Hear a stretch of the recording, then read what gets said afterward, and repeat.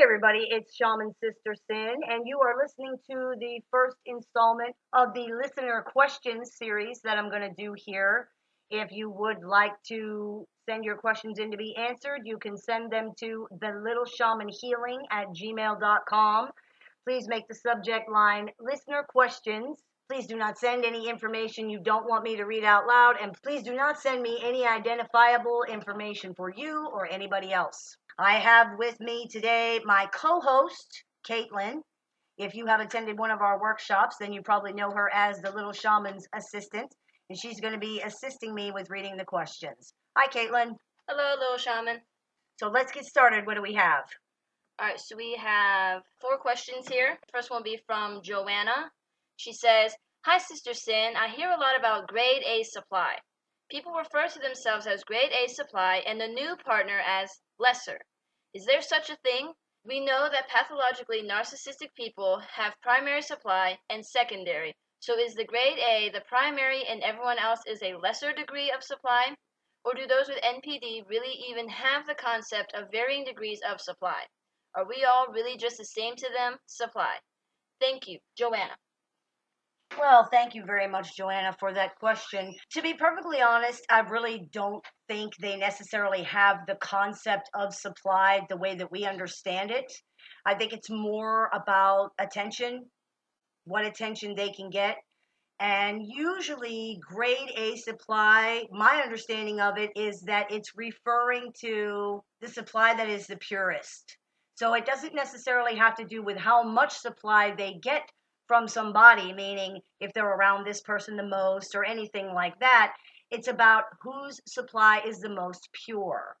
So from that point of view, the person they have actually known longer is the lesser supply. And that's because their opinion of the narcissist is going to be tainted because they know the narcissist. They've seen behind the mask. They've seen the things that the narcissist has done wrong. They've seen that the narcissist is not perfect. This is why you often find narcissistic people value the opinions of people they barely know over their family and friends and things like that. That's because the opinion of those people is not tainted. Other people are mirrors to narcissistic people. So what they see reflected in the mirror is how they see themselves. If you know a lot about them and you know a lot of things that they've done wrong or something like that, then your opinion of them is not going to be great. They're not going to seem perfect to you. Therefore, their reflection in the mirror that is you is not going to be a good one. So in my opinion, grade A supply is about pure supply versus not pure supply. And in that context, the person they don't know very well would have better supply. But to answer your question, are we all really just the same to them? Are we all just supply? The answer is yes. That is correct. All right. So our next question comes from Gareth. "Dear Little Shaman, in your opinion, are narcissists generally unhappy people, and do they endure much suffering? If so, could you please elaborate on this? Yours sincerely, Gareth." Alrighty, Gareth, thank you for that question. You know, this is something that people ask all the time, and the truth is, yes, they seem to be pretty unhappy people. I mean, if you've known a pathologically narcissistic person, then you know these are pretty miserable people. Nothing ever makes them happy. They can never seem to get what they want. Even when they get it, it doesn't make them happy. I think they do suffer probably quite a bit.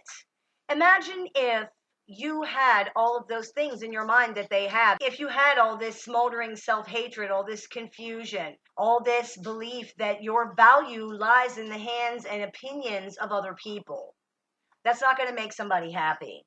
So yes, I think that they are unhappy and that they do suffer quite a bit. I have a few podcasts about this. Probably the one that is most relevant is called simply, "Are Narcissists Happy?" The short answer is no, they're not. Well, I have nothing to say to that, except that they can seem happy at like some point, so it's not like they're all always sitting there grumpy or moody, but yeah, that's true. On the inside, it's always an unhappy kind of like. Yeah, that's the overall mood. Yeah. I would agree with that. I think that acquisition and satisfaction, such as if they get something new or they can create a new relationship or something like that, they can seem happy with that, but it's like a mouthful of cotton candy. It does not last. So this next question comes from Limerick, Ireland. Hi, Little Shaman. My question is, what could be the implications for someone with borderline personality disorder to become hooked on smoking marijuana? Could it possibly cause them to have even more delusional thoughts, or could it be a help to them? I hope you get a chance to answer, and thank you for such invaluable information that you have posted on YouTube already. Love from Ireland, Limerick, Ireland.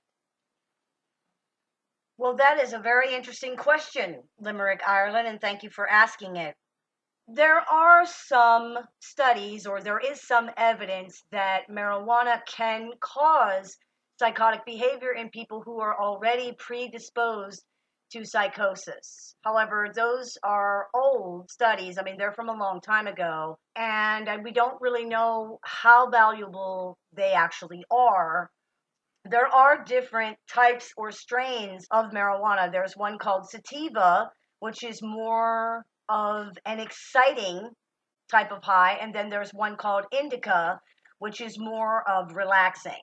So, to answer this question, it can have a lot to do with how predisposed to psychosis they already are, the type of marijuana that they're smoking, and a lot of other things.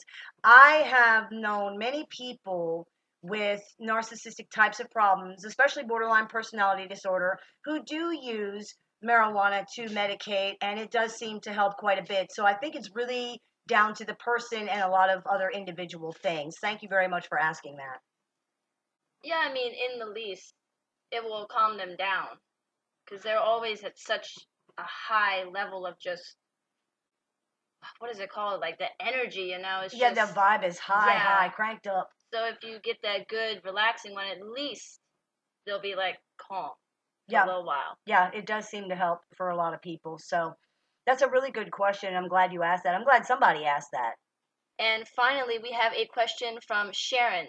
Sharon says, Hi, I love your YouTube videos and wanted to let you know how helpful and validating they are. My question is, at what age may my ex-narcissist reject our daughter?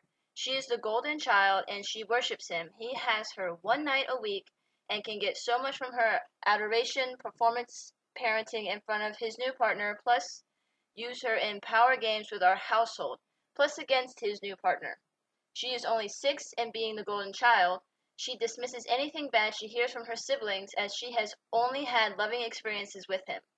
Her siblings have a mix of CPTSD, anxiety and panic attacks, depression, and OCD. Is there a chance that when he moves on again to his next relationship, he could move away, or is the supply from his daughter plus the power it gives him enough that we will never get rid of him? Thank you, Sharon. Well, there's a lot to unpack in that question. What seems to be the most important question, it's very hard to say if you would ever be able to get rid of him or not because you have children with him. And in that situation, you're usually stuck with this person at least for a while. Now, as far as when he may reject your daughter, it really depends because golden children are often never rejected because they have learned that in order to survive the situation, they need to sort of kowtow to the parent. And that's what has become easiest for them. At her age, it's not a surprise to me that she would dismiss bad things that she hears from her siblings because she is only 6. A lot of times the rejection comes when the child starts asserting themselves and asserting their individuality and rejecting the parents' attempts to stop that or supplant the child's identity with their own. With golden children, that often doesn't happen, at least not until they get much older. So the relationship really depends on how long she is going to stay in favor, so to speak. The supply that he is able to get from this relationship and the way he's able to triangulate this child against the other children, against you, against a new girlfriend or a new wife is going to continue whether or not she asserts her individuality or not. It's one of the unfortunate things about the dynamic between narcissistic parents and their children. Unfortunately, the child is just another object to be used. So is it possible that when he gets another relationship, he might just move on? Yes, it is. It's also possible that he will never do that. The best thing I can suggest is to try to be a loving model for your children, to let them know that they have value, to be realistic, to enforce boundaries, to discipline them. So thank you very, very much for that question, Sharon.